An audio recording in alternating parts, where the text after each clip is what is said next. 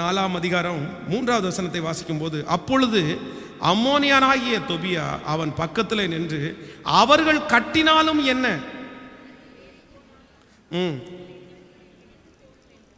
ஒரு நரி ஏறி போனால் அவனுடைய கல் மதில் இடிந்து போகும் என்றான். அப்படின்னா இது ரொம்ப நாள் என்ன பண்ணாது, நிக்காது.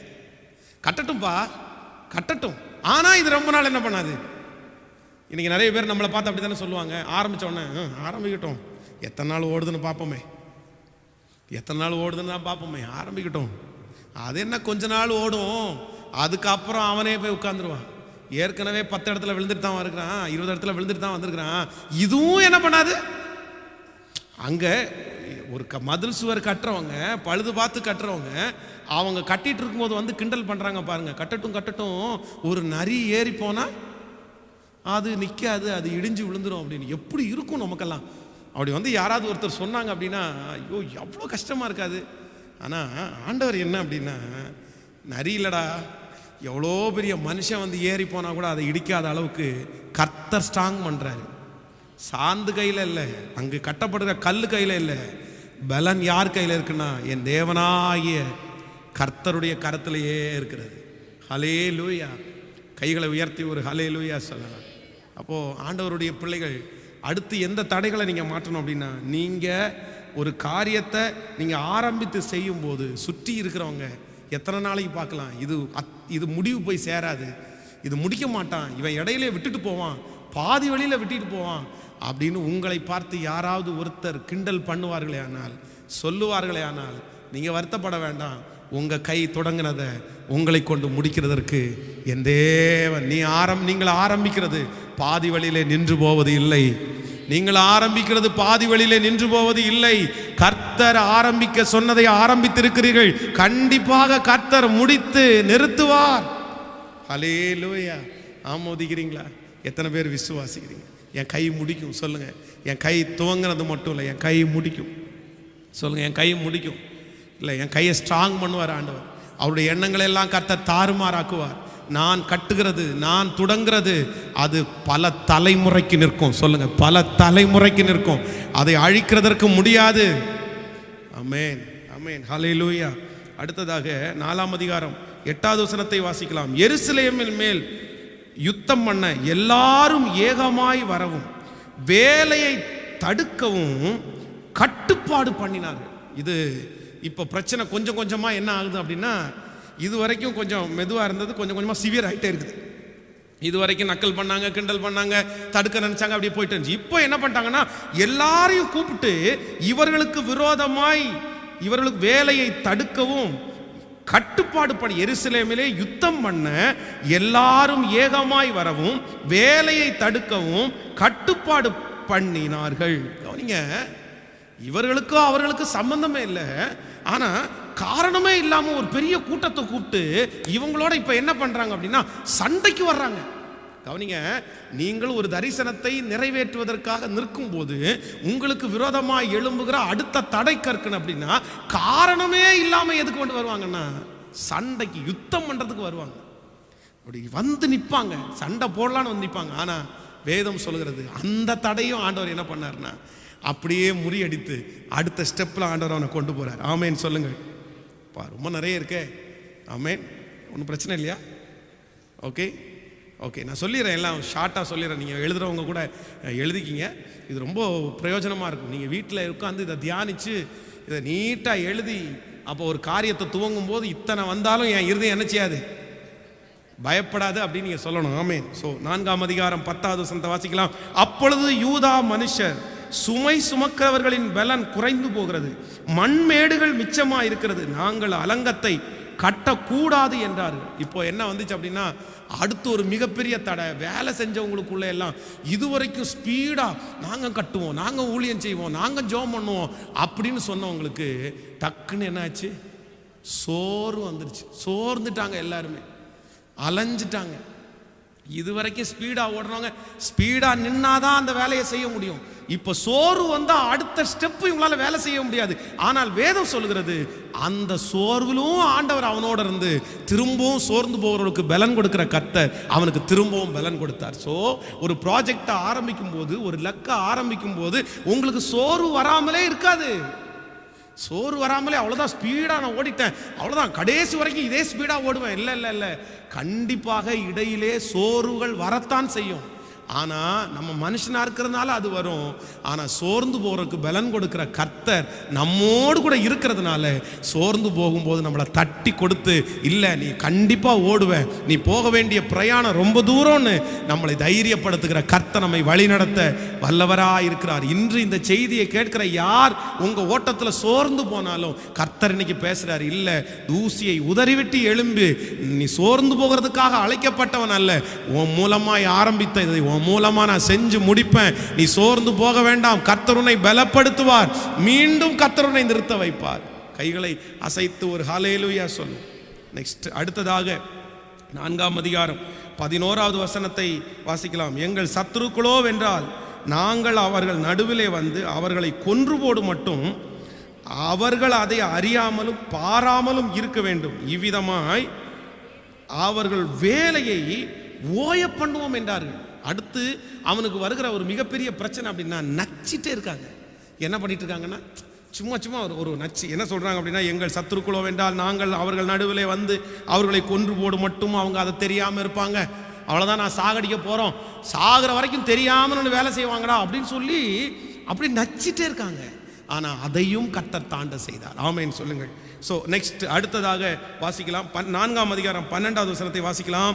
அதை அவர்கள் அண்டையில் குடியிருக்கிற யூதரும் பல இடங்களிலுமிருந்து எங்களிடத்திலே வந்து 10 விஷயங்களுக்கு சொன்னார்கள். ஐயோ, இது ரொம்ப முக்கியமானது, இது ரொம்ப முக்கியமான ஒன்று. என்ன சொல்றாங்க அப்படின்னா, இதை எல்லாரும் வாசிங்களேன். 4ஆம் அதிகாரம் 12வது வசனம். அதை அவர்கள் அண்டையிலே குடியிருக்கிற யூதரும் பல இடங்களிலும் இருந்து எங்களிடத்திலே வந்து 10 விஷயங்களுக்கு சொன்னார்கள். ஹலோ, இந்த பிரச்சனை பண்றவங்கள கூட நம்ம வந்து சகிச்சுக்கலாம், பிரச்சனை பண்றவங்கள கூட சகிச்சுக்கலாம். ஆனா அதை சொல்றதுக்குன்னு ஒருத்தர் எடுத்துட்டு வந்து சொல்லுவார் பாருங்களேன், அது வரைக்கும் நம்ம நல்லா தான் ஸ்மூத்தாக தான் போயிட்டு இருப்போம், அது வரைக்கும் எந்த பிரச்சனையும் இருக்காது. இந்த எடுத்துட்டு வர்ற சொல்ற ஆளு நம்மளை பயப்படுத்துவாங்க பாருங்க. ஐயோடே, அவன் அவன் நமக்கு உடனே அவங்க பேசணுன்னா வயிறெல்லாம் கலக்கும். இதுக்குன்னே கொஞ்சம் பேர் அபிஷேகம் பண்ணி விட்டது மாதிரி இருக்கும். அதான் 10 டைம் வந்து சொன்னாங்களாமா, ஏய் கொல்ல பார்க்குறான்டா, ஏய் கத்தியை தீட்டிட்டு இருந்தான்டா, ஏய் அப்படி சன்பலாத்து தொபியாலாம் அப்படி பண்ணிட்டு இருக்காங்கடா, கொஞ்சம் சும்மா இருங்கடா, அவன் மறட்டுறா பார்த்துக்கலாம் அப்படின்னா அங்கே சிங்களாக்கலாம் இங்கே சொல்லி. அதனால அடுத்து நமக்கு வருகிற மிகப்பெரிய தடை என்ன அப்படின்னா, எதிரி போடுற திட்டத்தை நம்மிடத்துல வந்து சொல்றவங்க தான் நமக்கு பெரிய ஆபத்து. ஆமென் சொல்லுங்கள். இந்த இடையில அந்த சொல்றவங்க தான் ஆபத்து. ஸோ அதையும் ஒரு தேவனுடைய பிள்ளை என்ன பண்ணணும்னா, அப்படி ஒரு ப்ராஜெக்டை ஆரம்பிக்கும் போது நமக்கு விரோதமாக அப்படி இருக்கு, இந்த பிரச்சனை இருக்கு, அந்த பிரச்சனை இருக்குது, அது உனக்கு இப்படி முடிஞ்சிடும், இது உனக்கு இப்படி முடிஞ்சிடும், உன் நன்மைக்காக தான் சொல்றேன், உன் நன்மைக்காக தான் சொல்றேன், உன் மேல பாசம் வச்சு தான் சொல்றேன், நீ நாளைக்கு வெட்கப்பட்டுனா எனக்கு பொறுக்க முடியாது இல்லை, அதனால தான் சொல்றேன் அப்படின்னு நல்லது மாதிரியே சொல்லி நம்மளை கலங்கடிக்கிறாங்க பாருங்க ஒரு கூட்டம். அவர்களுக்கு நம்ம ரொம்ப ஜாக்கிரதையா இருக்கணும். ஆமென் சொல்லுங்கள். ஐயோ, இவன் நம்ம மேல ரொம்ப பாசமா இருப்பான், பயப்படல, அதனால இவனை பக்கத்திலே வச்சுக்கலான்னு தயவு செய்து என்ன பண்ணாதீங்க, நினைக்கவே நினைக்காதீங்க. அப்படிப்பட்ட ஆட்களை கூட வைத்திருப்பது உங்களுக்கு மிகப்பெரிய ஆபத்து. நம்ம ஒரு ப்ராஜெக்டை ஆரம்பிக்கும் போது நெகட்டிவாக பேசுகிற ஒரு காரியத்தை நம்மகிட்ட நெகட்டிவாக வந்து சொல்கிறவங்க நமக்கு தேவை கேட்கல. அங்கே நெகட்டிவாக பேசினாலும் கூட கொண்டு வந்து சேர்க்குறவங்க எப்படி கொடுக்கணும் அப்படின்னா, அவன் சொன்னா என்ன, கர்த்தர் கூட இருக்கிறாரு, நீ பயப்படாது அப்படின்னு சொல்கிறவங்க தான் நம்ம கூட இருக்கணும். ஹல்லேலூயா. இந்த சோதனை எல்லாருக்குமே வரும், இந்த ஜபத்தில் இருக்கிற எல்லாருக்குமே வரும். அங்கே நடக்கிறத இங்கே சொல்கிறவங்க, அதுவும் நம்மளை பயப்படுத்துறது மாதிரி சொல்கிறவங்க, அப்படிப்பட்டவர்கள் பயப்படுத்தினாலும் பயப்பட வேண்டாம். உங்களை குறித்து கொண்டு ஆரம்பித்ததை முடிக்க கர்த்தர் வல்லவராக இருக்கிறார். ஹல்லேலூயா. ஸோ அடுத்ததாக பார்க்கலாம். 4ஆம் அதிகாரம் 16வது 17வது வசனத்தை வாசிக்கலாம். 4ஆம் அதிகாரம் 16, 17. அன்று முதற்கொண்டு எங்கள் வேலைக்காரரில் பாதி பேர் வேலை செய்தார்கள், பாதி பேர் ஈட்டியையும் பரிசையும் வில்லையும் கவசத்தையும் பிடித்து நின்றார்கள். அதிகாரிகள் யூதா வம்சத்தார் எல்லாரும் பின்னாக நின்றார்கள். அதனாலே கட்டுகிறவர்களும் சுமை சுமக்கிறவர்களும் சுமை ஏற்கிறவர்களும் அவரவர் ஒரு கையிலே வேலை செய்து மறு கையினாலே ஆயுதம் பிடித்திருந்தார்கள். அடுத்து வர ஒரு பெரிய போராட்டம் என்ன தெரியுமா? இவங்க கொலை மிரட்டல் விட்ட உடனே ஐயோ நம்ம இந்த மாதிரி பிரச்சனை பண்ண வந்துருவாங்களோ, அடிதடி நடந்துருமோ அப்படின்னு சொல்லி ஒரு கையில வேலை செஞ்சு இன்னொரு கையில என்ன பிடிச்சிருந்தாங்களாமா? அது கட்டட வேலை செய்யறவங்க ஒரு கையினால வேலை செய்ய முடியுங்களா? கட்டட வேலை செய்யறவங்களுக்கு ரெண்டு கையும் வேலை செஞ்சாதான் அந்த வேலை ஓடும். ஆனா இவங்களுடைய நிலைமை ஒரு கையில ஆயுதத்தை, ஏன்னா வந்துட்டாங்க பிரச்சனை பண்ண வந்துட்டாங்கன்னா நம்ம கையில ஆயுதம் இல்லைன்னா நம்மளை கொன்றுவாங்க. நம்மளை தற்காத்து கொள்றதுக்காவது நமக்கு என்ன வேணும்? அவ்வளோ பெரிய தடை வந்திருக்குது. ஆனா அந்த தடையும் கர்த்தர் என்ன பண்ணார்னா முறியடிக்க பலன் தந்தார். ஹல்லேலூயா. நெக்ஸ்ட் 5 5வது அதிகாரம் 1வது வசனம். ஜனங்களுக்குள்ளே அநேகரும் அவர்களுடைய ஸ்திரீகளும் யூதராகிய தங்கள் சகோதரர் மேலும் முறையிடுகிற பெரிய கூக்குரல் உண்டாயிற்று. ஸோ அடுத்துதான் மிகப்பெரிய பிரச்சனை. இது வரைக்கும் வெளியே இருந்தான் பிரச்சனை. இது வரைக்கும் அவன் பிரச்சனை பண்ணா, சன்பல்லாத்து தொபியா அந்த ஆட்கள் எல்லாம் பிரச்சனை பண்ணாங்க. இப்போ 10 குறைச்சலுக்கு எங்க வருது அப்படின்னா உள்நாட்டு கலவரம் வெடிக்குது. உள்ள வேலை செய்யறவங்க ஒருத்தருக்கு ஒருத்தர் சண்டை போடுறாங்க. அந்த நல்லா வேலை செய்யறவங்க எல்லாரும் அவ்வளவுதான், எல்லாத்தையும் முடிஞ்சு நாங்க இனி வேலை செய்ய மாட்டோம். ஏன் அப்படின்னா இங்க பாருங்க, இங்க நல்லா இருக்கிறவங்க எல்லாம் என்னுடைய பணத்தை கடனுக்காக வாங்கணும், கையில வச்சுட்டு இருக்காங்க, தரமாட்டேங்கிறாங்க அப்படின்னு உள்ளுக்குள்ளே ஒரு பெரிய பிரச்சனை. ஆனால் வேதம் சொல்லுது உள்ளுக்குள்ளேயும் எழும்புற பிரச்சனையை முறியடிக்கிறதுக்கு கர்த்தர் பலன் தந்தார். ஒரு ப்ராஜெக்ட் ஆரம்பிக்கும் போது நமக்கு வெளியே இருந்து வர்ற பிரச்சனையை கூட நம்ம ஈஸியா என்ன பண்ணிடலாம், சமாளிச்சிடலாம். அது ஒன்றும் பிரச்சனை இல்லை, அந்நியன் தானே, இன்னொருத்தர் தானே அப்படின்னு நினைப்போம். ஆனால் நம்ம கூடயே இருந்துட்டு நம்ம தட்டிலேயே சாப்பிட்டு நம்ம வீட்டிலேயே குடியிருந்து ஒரு எதிர்ப்பு எழும்பும் பார்த்தீங்களா? அந்த நல்ல விஷயம் செய்யும்போது அதை தான் நம்ம நிறைய பேரால் என்ன பண்ண முடியாது, தாங்கிக்கவே முடியாது. வேணாப்பா நம்ம செய்ய வேணாம் அப்படின்னு நினைப்போம். இல்லை இல்லை இல்லை, ஆண்டவருடைய பிள்ளைகளை கர்த்தர் செய்ய நினைத்தது தடைபடவே தடைபடாது. உங்கள் கூட கர்த்தர் இருக்கிறாரு. ஸோ உங்கள் வீட்டுக்காரங்களே உங்களுக்கு சத்ருவா மாறினாலும் தாவீதை ராஜாவாக்கணும்னு கர்த்தர் நியமித்தார்னா, அண்ணன் தம்பி ஒத்துக்கலைன்னா கூட கர்த்தர் ராஜாவாக்குறதுக்கு வல்லவரா இருக்கிறார். ஆமேன்னு சொல்லுங்கள். ஸோ உள்நாட்டு கலவரமும் நம்முடைய வீட்டுக்குள்ளே எழும்புல கலவரம் கூட நம்முடைய தரிசனத்தை என்ன பண்ண முடியாது? சத்தமாக சொல்லுங்க எல்லாரும், எல்லாரும் சொல்லுங்க, தடை செய்யவே முடியாது. தரிசனத்தை கொடுத்த ஒரு கர்த்தர் தானே. என் மனைவி சரியில்லை பாஸ்டர், என் கணவன் சரியில்லை பாஸ்டர், என் பிள்ளைங்க சரியில்லை பாஸ்டர், நான் ஒருத்தியே என்ன பண்ணுறது, நான் ஒருத்தனை என்ன பண்ணுறது, அதை குறித்து கவலையப்படாதீங்க. அப்படி தான் இருப்பாங்க, அப்படி பிரச்சனை வரத்தான் செய்யும். ஆனால் கர்த்தர் உங்களை கொண்டு செய்து முடிக்கிறதை செய்து முடிப்பார். ஆமென் சொல்லுங்கள். கைகளை உயர்த்தி ஒரு ஹல்லேலூயா சொல்லுங்கள். 5ஆம் அதிகாரம் 18வது வசனத்தை வாசிக்கலாம். 5ஆம் அதிகாரம் 18வது வசனம். நாள் ஒன்றுக்கு ஒரு காளையும் முதல் தரமான 6 ஆடும் சமைக்கப்பட்டது, பட்சிகளும் சமைக்கப்பட்டது. 10 நாளைக்கு ஒரு தரம் 4 வித திராட்சரசமும் செலவழிந்தது. இப்படியெல்லாம் இருந்த போதிலும் இந்த ஜனங்கள் பட்ட பாடு கடினமானபடினால் அதிபதிகள் வாங்குகிற படியை. ஸோ நெக்ஸ்ட் என்ன அப்படின்னா, சாப்பாட்டுக்கு கூட அவங்களுக்கு என்ன இல்லை அப்படின்னா சரியா வழி இல்லை அப்படின்னா ஒரு பஞ்சம், ஒரு குறைவு. அந்த தரிசனத்தை நிறைவேற்றணும் அப்படின்னு சொன்னால் இவங்க நிறைய சாக்ரிஃபைஸ் பண்ண வேண்டியது இருக்கும். சில வீடுகளில் சில காரியங்களை ஆரம்பிக்கும் போது பழையது மாதிரி செலவு பண்ண முடியாது, பணத்தை அப்படியே சேர்த்து வைப்பாங்க. ஆனால் உடனே சண்டை வரும். ஏன் நீ அன்னைக்கெல்லாம் வாங்கி கொடுத்தீங்களே, இன்னைக்கு வாங்கி கொடுக்கலையே, இன்னைக்கு இப்படி வாங்கி கொடுத்தீங்களே. பிள்ளைகள் கேட்பாங்க, மனைவி கேட்பாங்க, சுற்றி இருக்கிற சொந்தக்காரங்க கேட்பாங்க. ஆனால் அந்த தரிசனத்தில் இருக்கிற நபர் மட்டும் பார்த்தீங்கன்னா அந்த ஒரே ஒரு தரிசனத்துக்காக எல்லாத்தையும் செஞ்சுட்டே இருக்கும்போது இப்படிப்பட்ட காரியங்கள் உங்கள் வீட்டில் ஒரு வீடு கட்ட ஆரம்பிக்கும் போதோ, ஒரு ப்ராஜெக்ட் ஆரம்பிக்கும் போதோ, என்ன பண்ண போறீங்க, என்ன செய்ய போறீங்க அப்படின்னு கேட்டாலும் உங்களுடைய தரிசனம் தடைபடவே தடைபடாது. குறைவுகளை நிறைவாக்குகிற கர்த்தர், பலப்படுத்துகிற கர்த்தர் நம்மோடு கூட இருக்கிறார். ஹல்லேலூயா. 6ஆம் அதிகாரம் 2வது வசனத்தை வாசிக்கலாம். 6ஆம் அதிகாரம் 2வது வசனம். நான் வாசல்களுக்கு இன்னும் கதவு போடாதிருக்கையில் சன்பல்லாத்தும் கேஷேமும் ஆள் அனுப்பி நாம் ஓனே பள்ளத்தாக்கில் இருக்கிற கிராமங்களில் ஒருவரோடவர் கண்டு பேசுவோம் வாரும் என்று கூப்பிட்டார்கள். அவர்களோ வென்றால் எனக்கு பொல்லாப்பு செய்ய நினைத்தார்கள். அப்பொழுது நான் அவர்களிடத்திற்கு ஆள் அனுப்பி, நான் பெரிய வேலையை செய்கிறேன், நான் வரக்கூடாது, நான் அந்த வேலையை விட்டு உங்களிடத்தில் வருகிறதுனால் அது மெனக்கட்டு போவானேன் அப்படின்னா அதிகாரத்தை வச்சு மிரட்ட பார்க்குறாங்க.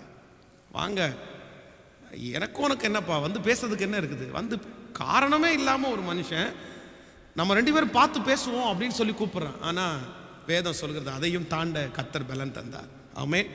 6ஆம் அதிகாரம் 5வது வசனத்தை வாசிக்கலாம். 5ஆம் தரம் சன்பலாத்து அந்த பிரகாரமாகவே தன் வேலைக்காரரை அவன் கையிலே முத்திரை போடாத ஒரு கடிதத்தையும் எனக்கு அனுப்பினான். ஸோ ஃபைனலுக்கு வந்துட்டோம். அடுத்து என்னன்னா, கடைசியில் எல்லாம் முடிச்சுட்டு இப்போ என்ன வந்துடும் அப்படின்னா, முத்திரை போடாத ஒரு லெட்டர்.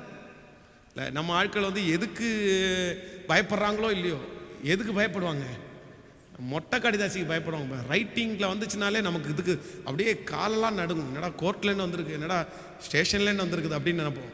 அப்போது பல விசை அவங்களுக்கு வந்த மொட்டை கடிதாசி அதுவும் எல்லாம் அனுப்பிட்டே இருக்கிறாங்க. ஆனால் வேதம் சொல்லுகிறது அந்த தடையும் ஆண்டவர் என்ன பண்ணார்னா முடிக்கிறதுக்கு பலன் தந்தார். ஹல்லேலூயா. உங்களுக்கு விரோதமாய் எழுதப்படுகிற கையெழுத்துக்களை குலைக்கிறவர் கர்த்தர். ஆமென் சொல்லுங்கள். அதனால் நீங்கள் வந்து ஒரு காரியத்தை ஆரம்பிக்கும் போது ரைட்டிங்கில் வந்துருச்சு, பத்திரத்தில் மிஸ்டேக் வந்துருச்சு, இந்த மாதிரி சைன் போட்டாங்க, இந்த மாதிரி ஒரு கடிதம் வந்திருக்குது, கவலையப்படாதீங்க. கர்த்தர் செய்ய நினைத்தது தடைபடாது. ஆமென் சொல்லுங்கள். கைகளை உயர்த்தி ஒரு ஹல்லேலூயா சொல்லுங்கள். 6ஆம் அதிகாரம் 6வது வசனம். அதிலே நீரும் யூதரும் கலகம் பண்ண நினைக்கிறீர்கள் என்றும் அதற்காக நீர் அலங்கத்தை கட்டுகிறீர் என்றும் இவ்விதமாய் நீர் அவர்களுக்கு ராஜாவாக போகிறீர் என்றும். அடுத்ததாக என்ன பிரச்சனை வருது அப்படின்னா, பெரிய இடத்துல போட்டு கொடுப்போம்னு மிரட்டுறாங்க. உன்னை என்ன பண்ணுவோம், பெரிய இடத்துல போட்டு கொடுப்போம்டான்னு மிரட்டுறாங்க. அந்த தடையும் ஆண்டவர் முறியடிக்க பண்ணினார். ஹல்லேலூயா. கைகளை அசைத்து ஒரு ஹல்லேலூயா சொல்லு. 6ஆம் அதிகாரம் 17வது வசனம் கடைசியா வாசிக்கலாம். 17வது வசனம்.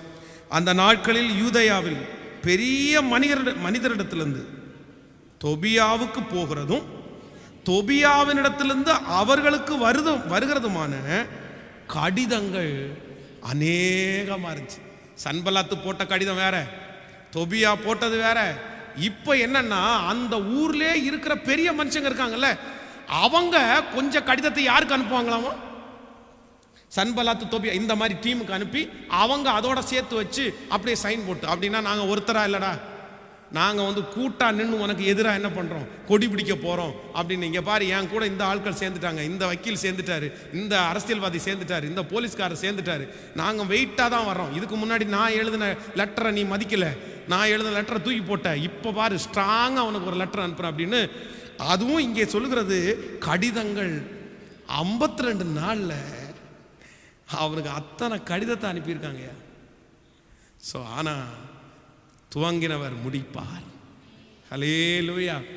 இன்னும் கொஞ்சம் டைம் இருந்துன்னா விழாவாரியாக வாச்சோம் அப்படின்னா, இந்த 52 நாளில் நிறைய தடை வந்துச்சுப்பா, எத்தனை. ஸோ அதனால் நமக்கு வருகிற தடைகளை குறித்து நம்ம பயப்பட வேண்டிய அவசியம், சத்தமாக சொல்லுங்க, எல்லாரும் சொல்லுங்க, இல்லவே இல்லை. நெகேமியாவுக்கு வராத தடையா நமக்கு வந்துட போகுது, நெகேமியாவுக்கு வராததா நமக்கு வந்துட போகுது. நான் சொல்கிறேன், அத்தனை தடை வந்த போதிலும் கர்த்தர் செய்ய நினைச்சதை யாராவது தடை பண்ண முடிஞ்சிருச்சா? துவங்கினவர் முடித்தாரா? அதற்கு ஒன்றே ஒன்று மட்டும்தான் கர்த்தர் எதிர்பார்க்கிறாரு. தடை கற்களை பார்த்து சோர்ந்து போகாதே, தாண்டி போ. தடை கற்களை பார்த்து நின்று விடாதே, தாண்டி போ. ஏனென்றால் என் மீட்பர் முன்னே செல்கிறார். ஹல்லேலூயா.